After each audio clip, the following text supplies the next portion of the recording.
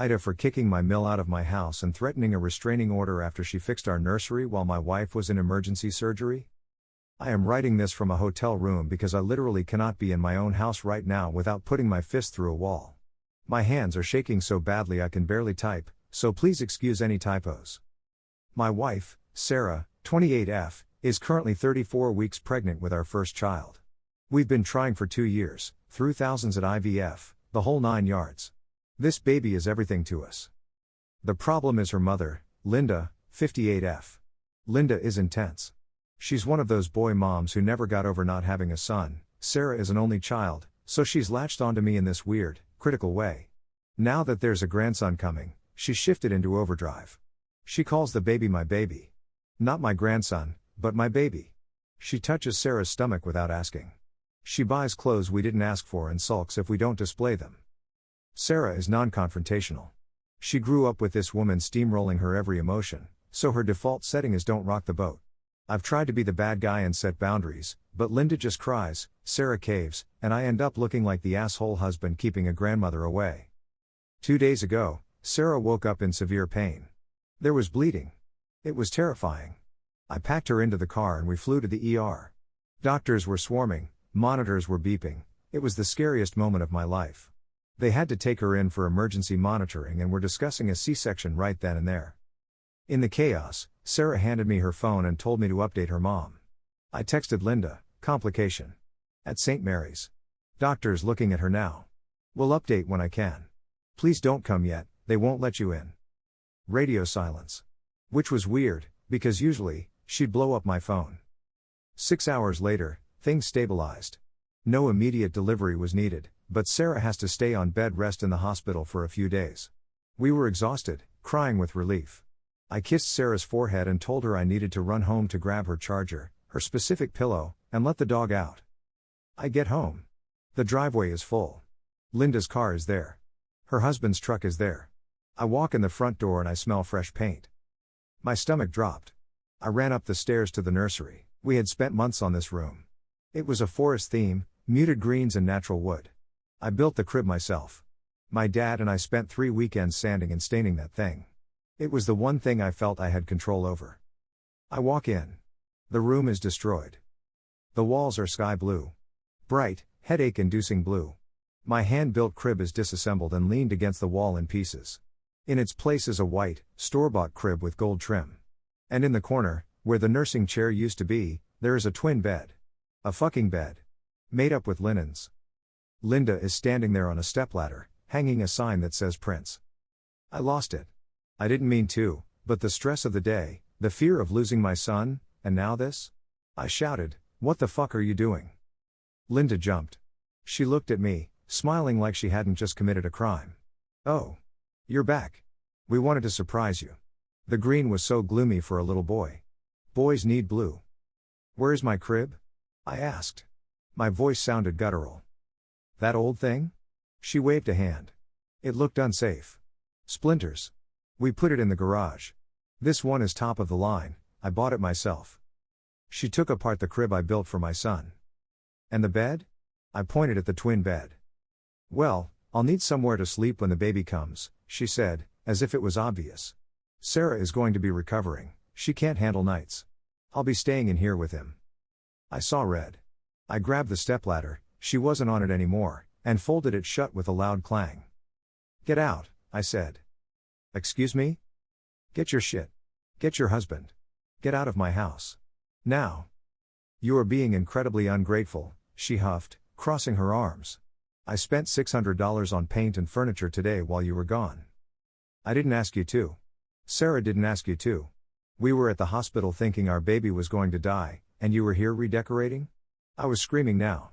"Get the fuck out before I call the police for trespassing." She started the waterworks. "I am just trying to help. My daughter needs me. You are trying to push me out of this family." I didn't argue. I walked downstairs, opened the front door, and yelled for her husband, Bob, a nice guy with no spine. "Bob, get her out or I'm calling 911. Bob looked terrified and dragged a sobbing Linda out. She screamed at me from the driveway that I was a heartless bastard and that Sarah would hear about this. I went back inside and locked the door. Then I went to the nursery, sat on the floor amidst the smell of wet paint, and cried. When I went back to the hospital, Linda had already gotten to Sarah. Sarah was crying, her blood pressure was up, which is dangerous for her condition, and she asked me why I was so mean to her mom. She painted the nursery, Sarah. She took apart the crib I made. She moved a bed in for herself. Sarah looked torn. I know, she can be a lot. But she's just excited.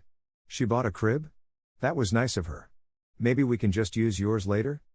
No, I said. She violated our home while you were bleeding. She is not coming back in. Now Sarah is upset with me for stressing her out and causing drama when she needs to relax. Linda is blasting me on Facebook.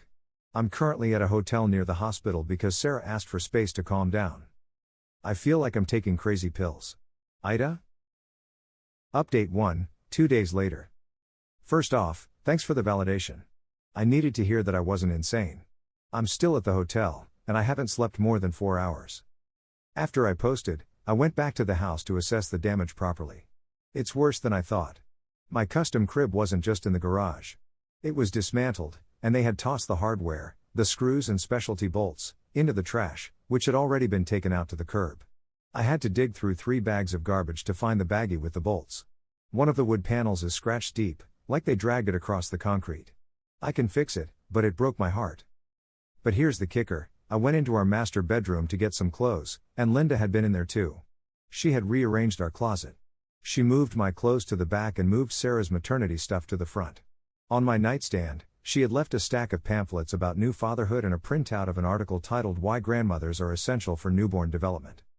It felt like she had pissed on my territory. I went back to the hospital yesterday morning. I was ready to fight.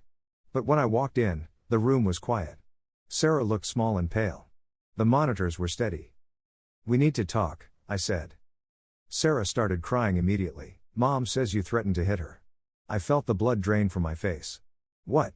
She said you came in screaming, threw a ladder, and raised a fist at her. I sat down. I was so angry I was calm. Sarah. Look at me. Do you believe that? Honestly. Have I ever, in 7 years, raised a hand to anyone? She wouldn't look at me. She was really scared. She said you were like a wild animal. I was angry because she destroyed the nursery. She put a bed in there for herself, Sarah. She plans to live in that room.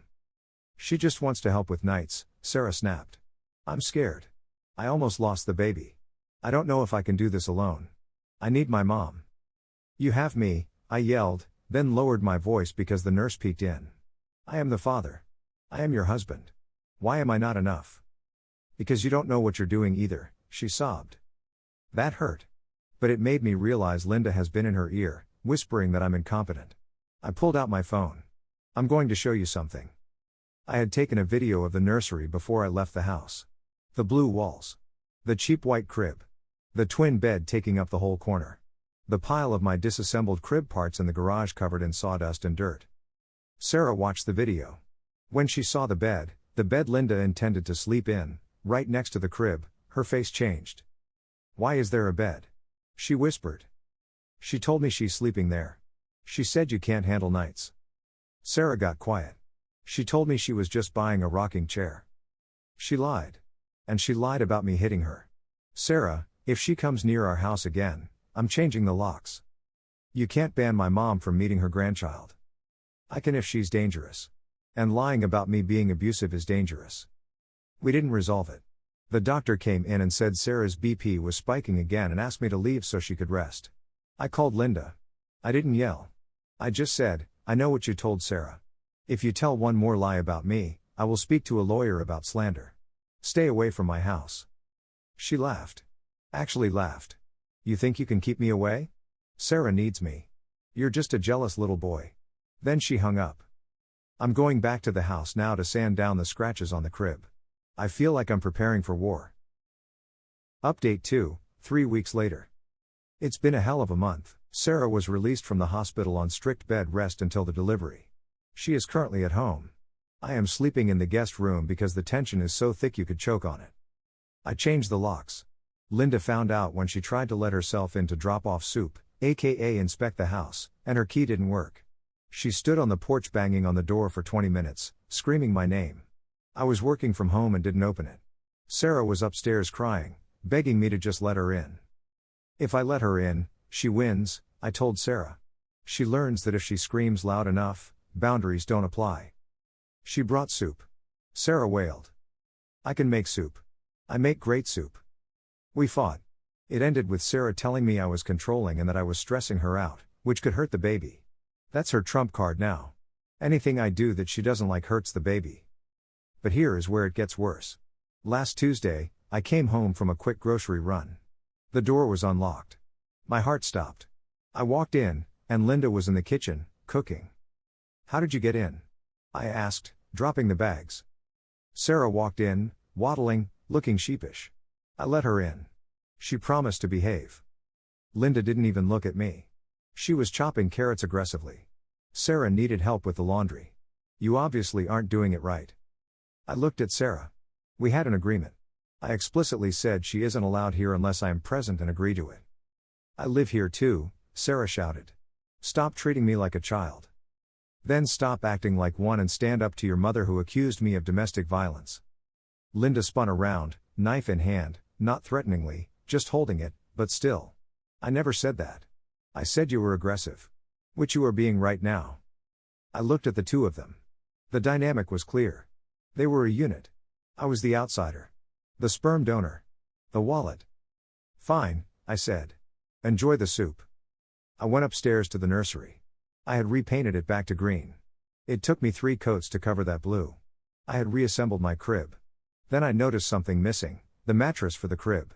The brand new, organic, breathable mattress I had researched for weeks. Gone. I went back downstairs. Where is the crib mattress? Linda didn't look up. Oh, I returned it. It was too firm. Babies need soft comfort. I ordered a pillow top one, it'll be here tomorrow. You returned. A mattress. That I bought? I have the receipt, I just used Sarah's email, she said casually. And babies shouldn't sleep on rocks. Soft mattresses cause SIDS, Linda.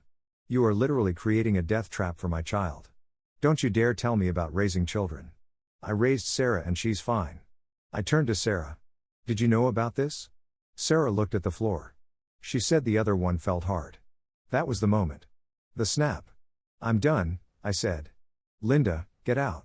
Sarah, if you don't make her get out, I am leaving. I am not raising a child in a house where my safety decisions are overridden by a woman who thinks SIDS is a myth. You're leaving me? Sarah shrieked. I'm pregnant. I'm not leaving you. I'm leaving this. I gestured to Linda. I'm going to my brother's. Call me when she's gone. I packed a bag. Linda smirked the whole time. As I walked out, I heard her say, see? He doesn't care about you. He's abandoning you just when things get hard. I've been at my brother's for 4 days. Sarah has texted me 50 times calling me a monster for abandoning her. I told her I'm not coming back until Linda is gone and the key is returned. Yesterday, I got a notification from our home security system. Linda doesn't know about it, but I installed a nanny cam in the living room ages ago for the dog. I checked the feed. Linda is moving furniture. She's moving her things in. She brought suitcases. And I heard her say to Sarah, once the baby is here, we can talk to a lawyer about full custody. If he's not living here, it's abandonment. You can get the house. I recorded that clip. I sent it to my lawyer. Update 3, the birth. I wish I could say things got better. They got nuclear. I didn't go back to the house. My lawyer advised me to stay put but to document everything. He said since my name is on the deed, she can't kick me out, but if I go back and Linda provokes a fight, she could get a restraining order against me, which would fuck up custody. So I stayed away, visiting the house only when I knew Linda was out to check on things. Then, the call came at 3 a.m. Sarah. Water broke. Contractions are 3 minutes apart. It hurts. God, it hurts. I'm coming, I said. I'll meet you at the hospital. I beat them there. I was pacing the labor and delivery waiting room when they walked in. Sarah looked terrified and in pain. Linda looked triumphant, like she was leading a parade. I rushed to Sarah. I've got you. Linda physically stepped in front of me. She doesn't need you upsetting her. I'm her coach. I sidestepped her and grabbed Sarah's hand. Sarah. Who do you want in the room? Sarah looked at me, then at Linda. Linda's eyes were wide, manic. Sarah, remember your blood pressure. He stresses you out. Sarah squeezed my hand. I want my husband. Linda's face fell. Sarah, you can't be serious. He abandoned you. I want him, Sarah groaned through a contraction. Mom, please wait here. Linda tried to follow us past the double doors. The nurses stopped her. I heard her screeching, I am the grandmother. It is my right. As the doors swung shut. The birth was traumatic. The cord was wrapped. Heart rate dropped. Emergency C-section. I was terrified. But when I held my son, Leo, for the first time. God, it was worth every second of hell. He's perfect. He looks like me. Sarah was out of it for a while. I did skin to skin. I felt like a dad. Then they moved us to recovery. An hour later, a nurse comes in. Mr. Name? There's a woman in the waiting room demanding to see the baby. She says she has power of attorney? She does not, I said. That's her mother. She is not allowed in. Sarah was awake now, groggy. Let her come in for a minute. She'll cause a scene if we don't. She's already causing a scene, Sarah. She tried to bully her way into the OR. Just for 5 minutes. Please. I just want peace. I gave in. Mistake. Huge mistake. Linda walked in. She didn't look at Sarah. She didn't ask how the surgery went. She walked straight to the bassinet. Oh, finally, she said, reaching in. Wash your hands, I said. She ignored me and scooped him up. My baby. Oh, my little man. Grandma is here to save you. Save you? She held him for 20 minutes. She took 50 photos. She FaceTimed her friends. Look at my baby. Isn't he perfect? When the nurse came in to do vitals, Linda refused to give him back. He's sleeping, don't disturb him. Ma'am, I need to check his vitals, the nurse said. Go away, Linda snapped. I stood up. Give him to the nurse, Linda. She turned her back to me, shielding the baby from me. That primal instinct kicked in. I walked around, put my hands on her shoulders, gently but firmly, and said, give me my son. She started screaming. He's hurting me. Help. Security. In the middle of the maternity ward. Holding a newborn. Nurses rushed in. Security was called. Linda was sobbing, clutching Leo so tight he started to cry. He's trying to hit me. The head nurse, an absolute angel named Barb, saw right through it. She stepped in, took the baby from Linda with ninja-like speed, and pointed to the door. Ma'am, you need to leave. Now. Or the police will escort you. He attacked me. I have been watching from the station, Barb said. He touched your shoulder. You are disrupting the ward. Out. Security dragged her out. She was screaming that I was an abuser, that I was stealing her baby. Sarah was sobbing in the bed. Why can't you two just get along? I looked at my wife. She had just seen her mother use our newborn as a human shield and try to frame me for assault in a hospital, and her reaction was, why can't you get along? She is never seeing this child again, I told Sarah. Never. You can't do that, Sarah whispered. Watch me. Update 4, 1 week postpartum. We are home. Linda is not here. But the war isn't over. When we got home, the locks had been changed. Again. By Linda. While we were in the hospital. She had used a locksmith, claiming she was the owner and had lost her key. She showed them a piece of mail she had stolen from our mailbox. I had to break a window to get into my own house with my newborn son. Inside, the nursery was blue again. She had come back and repainted it again. The Prince sign was back. And the crib mattress was gone, replaced by the pillow top one. I called the police. I reported the break-in. I reported the vandalism. I wanted a paper trail. The cops took a report but said it was a civil matter because she's family and Sarah had given her a key previously. Bullshit, but fine. Sarah is in a deep depression. She cries constantly. She won't hold the baby unless she has to feed him. She keeps saying, I want my mom. I don't know how to do this. I am doing everything. Diapers, cleaning, cooking, night wakings. I am exhausted. Yesterday, CPS knocked on the door. 2 social workers. We received a report of an unsafe environment, one said, allegations of drug use, domestic violence, and a father with anger management issues shaking the baby. My blood ran cold. Let me guess who called. It was an anonymous report. I let them in. They inspected the house. They saw the fully stocked fridge, the clean nursery, I had thrown out the death trap mattress and was using a pack and play, and the happy, clean baby. They saw me, sober and exhausted but calm. They talked to Sarah. I don't know what she said, they were in the bedroom for 20 minutes. When they came out, the social worker looked at me. Your wife seems very distressed. She indicated she feels isolated.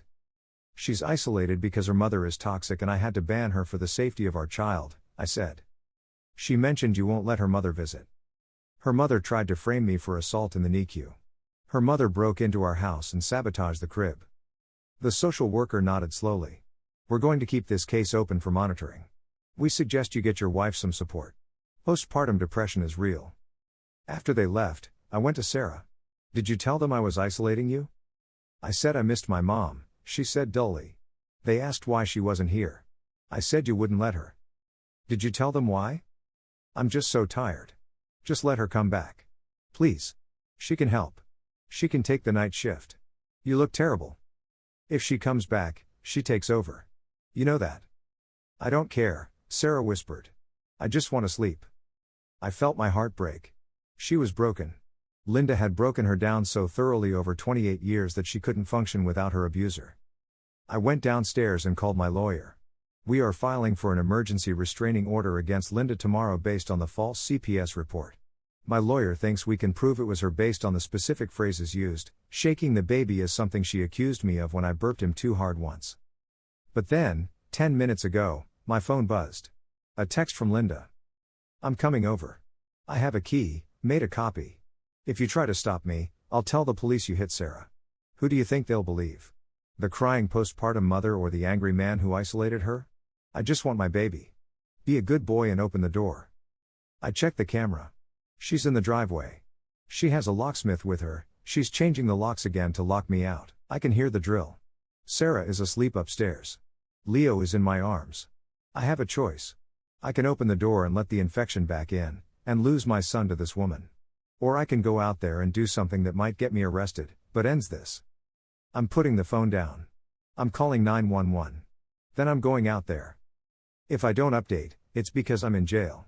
Wish me luck.